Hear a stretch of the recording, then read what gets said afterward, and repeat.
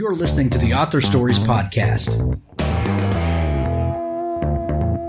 bringing you the story behind the stories and the storytellers.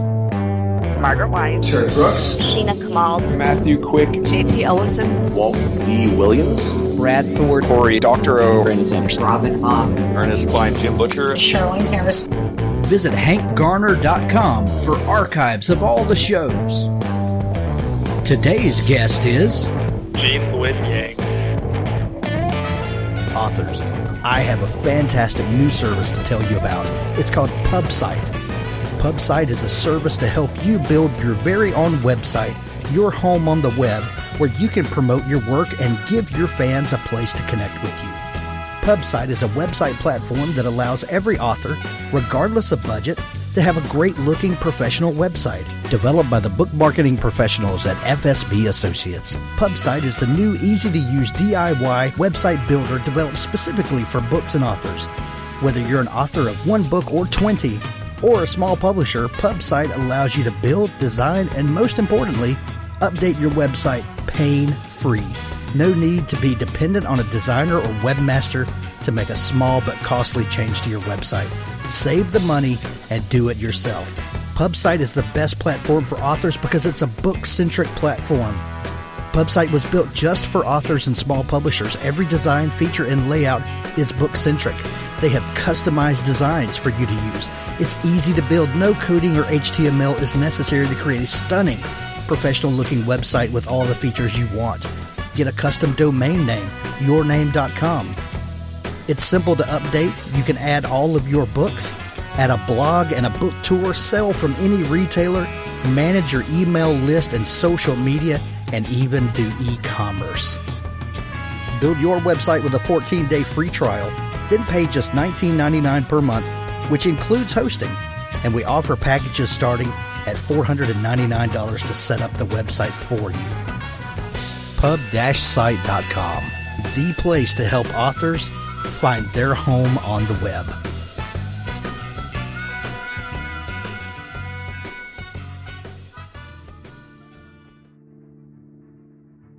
Before We Ever Spoke by Dan Largent.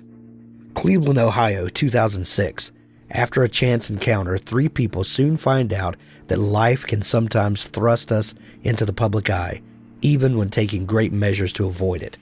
Cooper Madison was the best pitcher in baseball after being drafted number 1 overall in 1996 from the small Gulf Coast town of Pass Christian, Mississippi. 1 year after announcing his sudden and shocking retirement, he finds himself seeking anonymity in Cleveland, Ohio. Kara Knox is the youngest sibling to 3 older brothers.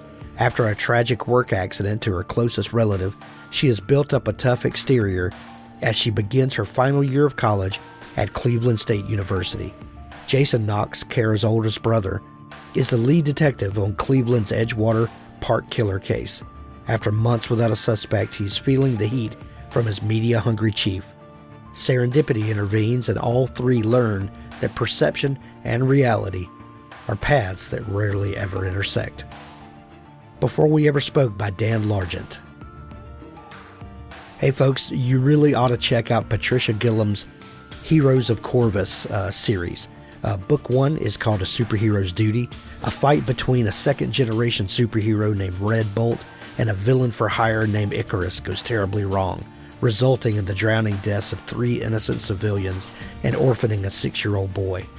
Racked with guilt, Red Bolt visits Cameron Wilson at the hospital every night and won't leave the boy's side until he falls asleep. Befriended by a night shift nurse, the man in costume begins to disclose what really happened after the fight and why he feels the death of Cameron's parents and sister fall on his actions. A superhero didn't survive that night, and Cameron and the rest of the city are not out of danger. A Superhero's Duty, Book 1 of the Heroes of Corvus by Patricia Gillam. Get this series now. Well, thanks for joining me again for the Author Stories Podcast, where I bring you the story behind the stories and the storytellers. Today, I am super excited to have Gene Luen Yang on the show back with us today. He was on a couple of years ago talking about writing Superman for DC Comics, one of my favorite shows that we've gotten to do over the years. Gene has an amazing new graphic novel. It's called Dragon Hoops, and this is one of the most innovative books that I've read in quite a while, and it was such a joy to get in the mail. Welcome back to the show, Gene. Thank you. Thank you so much, Hank, and thank you for reading Dragon Hoops. Absolutely. It was so much fun. Before we dig into all of that, can you tell us what the first comic that you read that completely won you over to this format, this style of literature, and what, and why that made such a big impact on you? I can tell you about two different ones. One was DC Comics Presents number 57, starring Superman and the Atomic Knights. That's the very first comic of my collection. My mom bought it for me off of a spinner rack at a local bookstore when I was in 5th grade. And that really started me on my comic book journey. But what really kind of flipped me and made me think about comics in a new and different way, especially as a creator, was Understanding Comics by Scott McCloud, which I read in early college. I'm not totally sure I'd be making comics had I not read that book at that time. That's incredible. I recently watched your TEDx talk on why comics belong in the classroom. As someone who is an artist, you have also been an educator. How have comics, and since we're talking about a book that's aimed at middle graders to young adults, how have comics, just tell us about your experience with comics in the classroom, because that video was so eye-opening and especially from your perspective. As a cartoonist and an educator, it really has been great to see a more widespread adoption of comics into American classrooms. I think it really, like this current wave of comics coming into school libraries and into teachers' curricula, really began maybe in the 90s.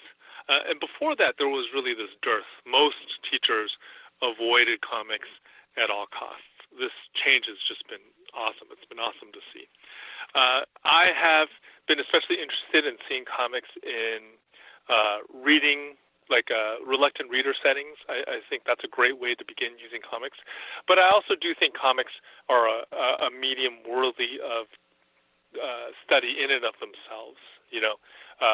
Some of the most innovative teachers that I've ever met have been using comics as a way of teaching visual literacy. We're in an increasingly visual world. In order for us to parse our visual information well, comics are a great tool for learning that. Gene, why do you think there's so much hesitation? And that's changing, obviously. But why is there so much hesitation to include comics? When I was a kid, my immigrant dad used to complain that the words were too small and they would damage my eyesight.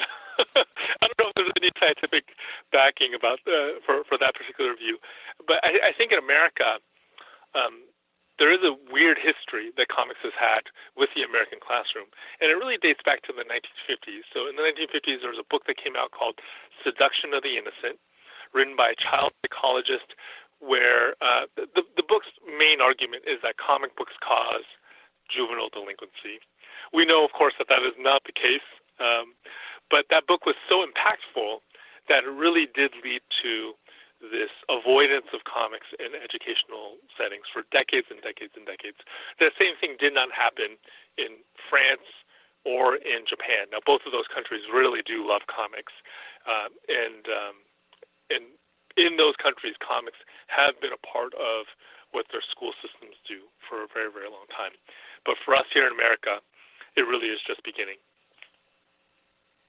Gene, I know that you started as a programmer, but you always had a love of art, and comics was a medium that always drew you. And you've even incorporated your love of programming with comics with the Secret Coders project and stuff like that. But what was it that won you over and made you want to leave programming to pursue art? So I did major in computer science in college, and shortly after I graduated, I became a computer programmer. I became a software engineer. I did that for about 2 years before moving on to teaching high school computer science. And I was a teacher for 17 years, so I did that for a very, very long time. With the Secret Coder series that you mentioned, I took what I used to do in my computer science classroom and I put it into the form of a graphic novel. So that series is really aimed at middle grade kids. We want to teach them the basics of computer science through a graphic novel format. I think, I still really love programming. That's why I did the Secret Coder series. And I do feel, I definitely did move on. I'm no longer professionally programming. I haven't done it in, almost 2 decades now. But I do see a lot of overlap between software development and making comics. Both of these things really require you to take complex ideas and break them up into concrete chunks that are then put in sequence. In programming, you do that with code, and in making comics, you do that with panels. So, my dad, my immigrant dad, he really wanted me to get that computer science degree. And I do think a part of him is sad that I'm not actually using it in a professional setting. But then again, I kind of am. I think those skills that I got from learning programming in college, I am still using in a strange way in making comics. I love that connection between programming and comics and how one is still informing the other. That's a beautiful coalescence. You kind of broke out on the comic scene with this graphic novel, American-Born Chinese. What was the impetus for that book? What was the catalyst that got that going? Well, I started American-Born Chinese in the year 2000, and at that point, I'd been doing comics for about 5 years.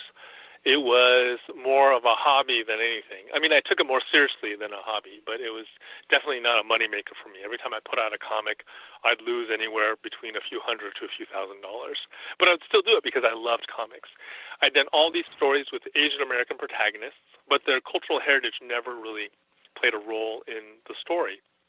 So that's what American-Born Chinese is me talking about my own Asian American heritage in a very explicit way.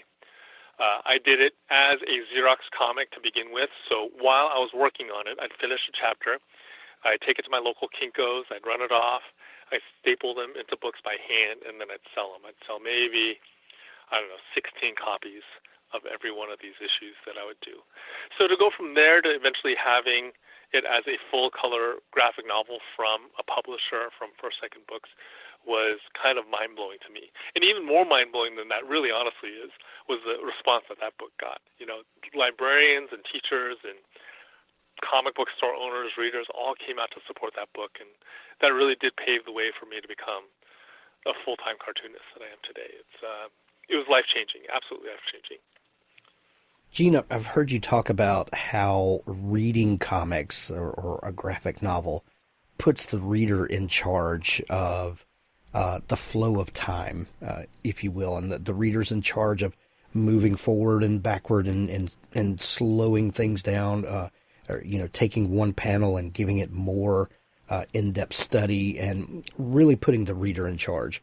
The format, I've never written a graphic novel, even though I'm a huge comics fan. When you're writing a prose novel, some people are plotters and planners, and some people kind of write by the seat of their pants. But most people, have some sort of way of tracking notes and ideas and things like that, and they find some way to track the flow of the story. When you're thinking in terms of a graphic novel, and I know that you illustrate as well as write all of the dialogue, how does that conceptualize for you, and how do you plan out a graphic novel? Oh, I am definitely on the planner side of things. I definitely outline. When I first started doing comics, I did not. I did kind of make it up as I went along. But then I kept getting my characters into these corners, and I would have no idea how to get them out.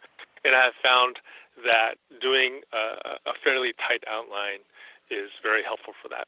So now I will write an outline, like for a 200-page graphic novel, the outline will be maybe 6 pages typed.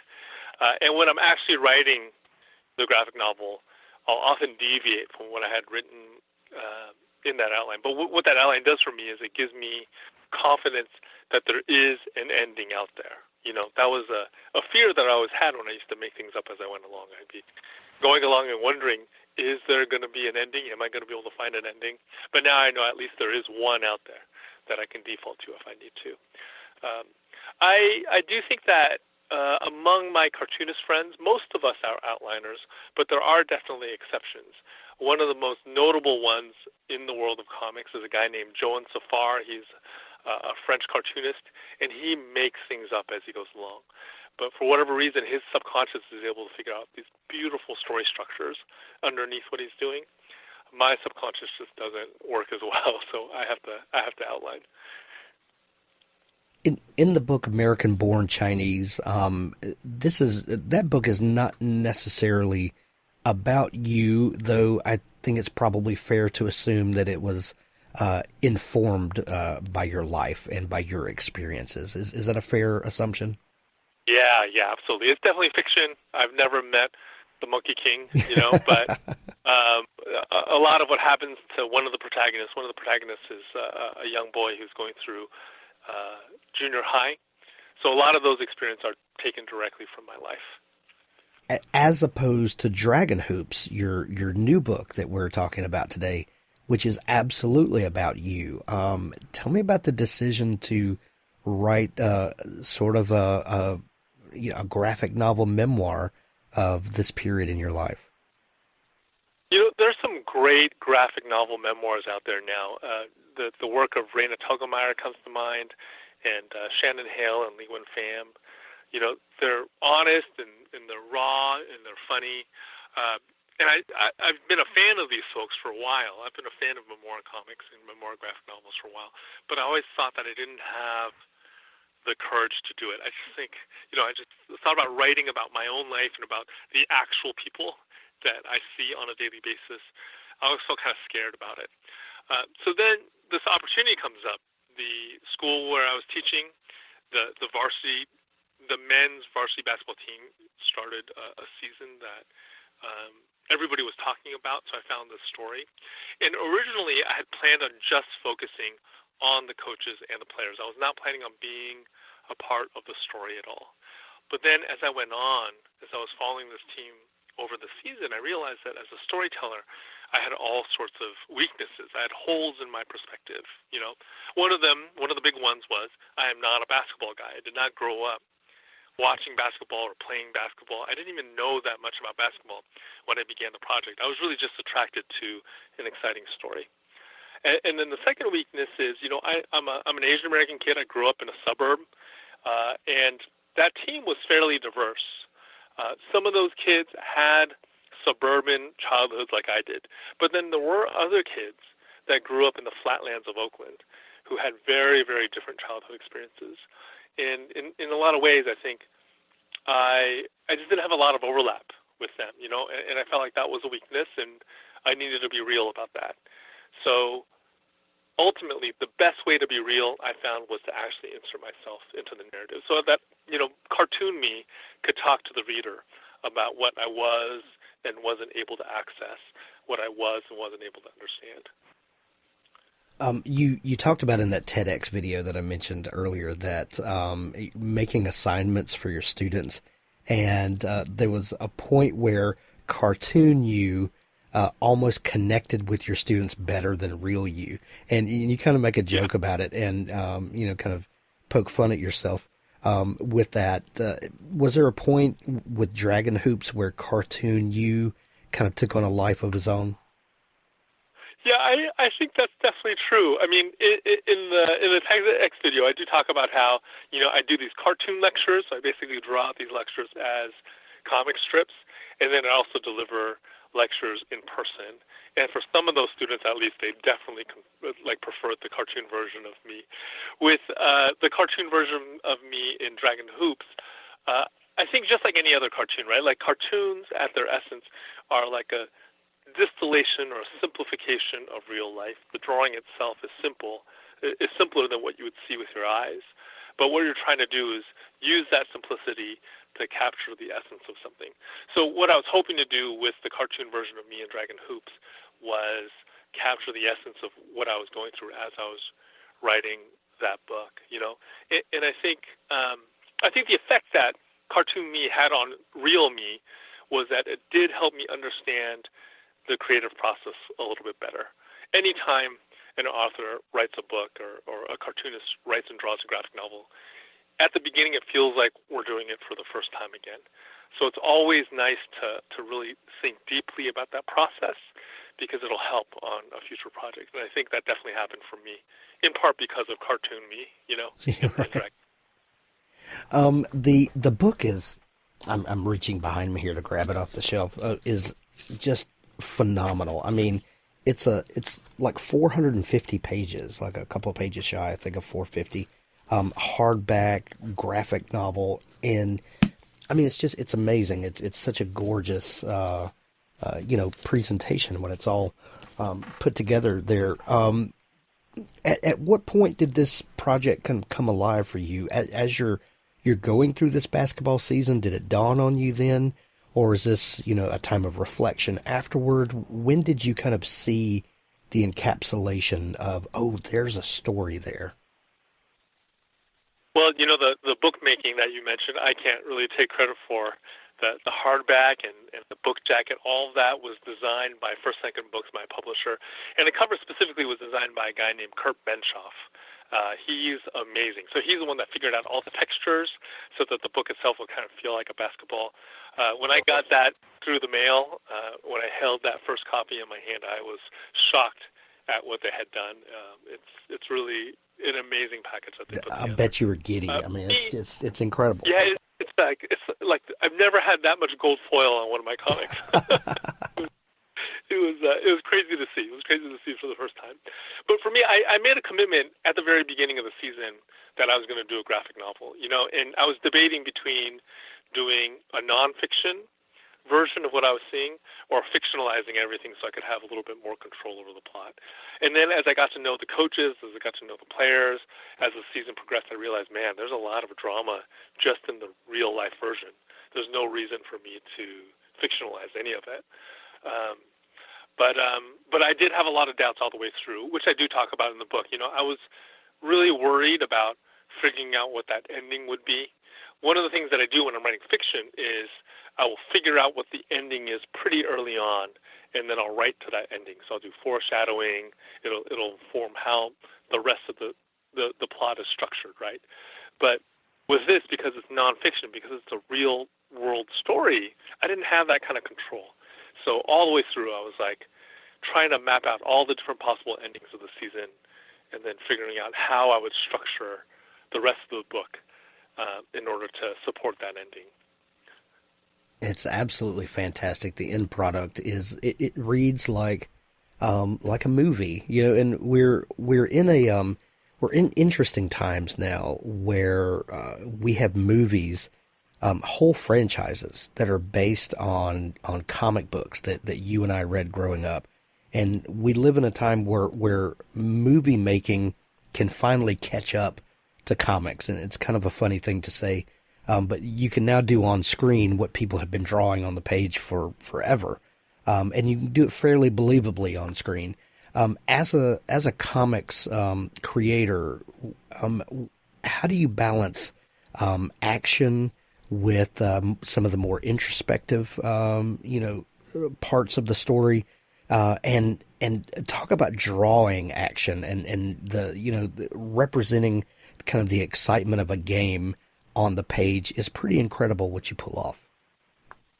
Yeah, I'm sure you feel this way too, right? As a lifelong comic book reader, to see movies with our favorite heroes from childhood actually work, where they don't look goofy, they actually look cool on the screen, is unbelievable. When I was in high school, I never would have guessed that we would see a Guardians of the Galaxy movie. That was such an obscure comic in the 80s and 90s, and now it's like a worldwide franchise. It's kind of mind-blowing. But I do think what that does for comics is it makes it so that we have to rely on other strengths.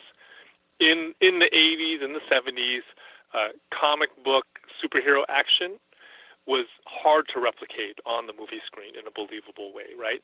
So comics really, I think superhero comics at the time really showed off the strengths of the medium. You know, when you read a story about Superman, you could believe that he was flying. But when you saw him on the screen, sometimes he looked kind of fake. Now, because of computer technology, that particular advantage of comics has been erased.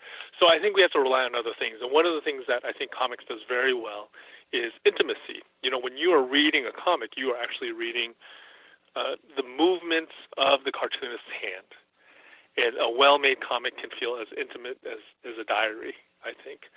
So I do think creators like Raina Telgemeier and Shannon Hale and Lee Wen Fan, they really do leverage that. When you read their comics, you really do feel like you're getting an intimate glimpse into their lives.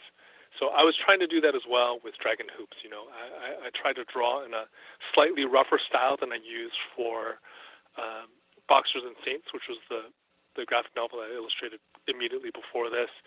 And I really tried to kind of capture the intimacy of my conversations with the coaches and the players in the book. Gene, why are comics or graphic novels the ideal medium for discussing race and diversity? What is it about this medium that gives us more of an open door, do you think? Yeah, I mean, I think there are lots of great stories about race and about culture told in lots of different media. You know, the work of our current National Ambassador for Young People's Literature, Jason Reynolds, comes to mind. But I think what's unique in comics and graphic novels is that you actually see it. You know, you can actually see the characters, and in a lot of ways, the characters don't even have to actually be talking about these big issues, and you can still be aware of it. In Dragon Hoops in particular, that wasn't really something that I was looking to do at the beginning of the season. I really just wanted to tell an exciting sports story. But then real-world issues like cultural differences and race did come into that story almost unexpectedly, at least in certain cases. Like, for instance, right before one of the games that I detail in the book, the Ferguson decision was announced. And it kind of came out of nowhere. Nobody was expecting it. It came, and it did have an effect on that game that was played the next day. Even though nobody talked about it, even though it wasn't addressed explicitly by the coach or by the announcer at the game, it was a part of what was happening on the court. And in comics, you can kind of show that without explicitly talking about it. And I think it's a wonderful thing to be able to look at a story and see someone like you or even see someone different from you, and then to see the story kind of come alive, and some of those things just soak in and just kind of become the way we think instead of being told what to think. Yeah, I think that's exactly right. Yeah, I think the best stories that we have will leave a spot for readers to do their own work. We'll give the reader a little bit of space. Do you think we're seeing advances in education, Gene, where comics are being more accepted and educators are finding new ways to incorporate that medium into the way we teach? Absolutely. I think that's happening. I think on most campuses, people are at least realizing that comic books and graphic novels can be useful in reluctant reader settings. So they're bringing them in to engage kids that otherwise wouldn't be reading. But I do think there are broader applications of comics. I think comics are a great way of teaching visual literacy, of teaching kids to be very critical about the visual media that surrounds them, to not always simply believe what they see, you know, especially through a screen. I think comics are a great way of doing that. Is that something that you've heard from other educators as well? Absolutely. My son is a middle school English teacher, and he's finding ways to use comics in his classroom. Yeah. I think all of that is super exciting, especially for, I grew up in the 80s. We had to go to the comic book store to get comics. Now you can find them in school libraries, which is just mind-blowing to me. Yeah, absolutely it is. Gene, now that this book is out and it kind of off your plate, what are you working on now? Well, I am prepping for another book that'll be out in a couple months. It's called Superman Smashes the Klan. It's from DC Comics, and it's a retelling of a classic story from the 1940s Superman radio show. Have you read the book Freakonomics? Oh, Do you know the book? Yes. Yeah, so in Freakonomics, they talk about it for a whole chapter. They talk about this one storyline. In that storyline, a Chinese-American family moves into Metropolis. Superman, or after this Chinese-American family moves in, a group of hooded racists gets really angry about it. They burn a cross on this family's lawn. And then Superman and his friends at the Daily Planet and this Chinese-American family, they all team up to take down the Klan of Metropolis. So this story, the reason why I was in Freakonomics is because it had real-world consequences. Supposedly, after this story aired, the real-world membership of the Klan dropped. Nobody wanted to be part of a group that was an enemy of Superman. And even though it's considered one of the most important stories about Superman that's ever been told, it's never been told through comics. So that's what I'm doing now. I'm teamed up with a fabulous art studio called Gurihiru, and we're doing it as a middle grade graphic novel that'll be out in May. I'm so excited to see that, and I know a lot of people are too. That's been one of the Superman stories that's been told and retold, and like you said, we've never gotten to see it in comics, so I'm super excited to see that come out. Gene, I know you've got to run to another interview, but if people want to dig into all the great stuff that you do, where can they connect with you online? Well, I do have a website. It's my name, GeneLuenYang.com, GeneLuenYang. I'm also on Twitter and on Instagram at that same handle. And on Instagram right now, I'm doing like a cartoon book tour. So my in-person book tour got canceled because of all the coronavirus stuff. So we decided to do it as a cartoon. So I'm presenting as a series of cartoon strips all the things that I would have talked about had I been able to visit different communities in person. I love it. Love it. We're going to put links to all that great stuff in the show notes of this episode. Gene, thank you so much for what you do, and thank you for taking time to come back on the show. Thank you, Hank. It's always a pleasure. Thank you so much.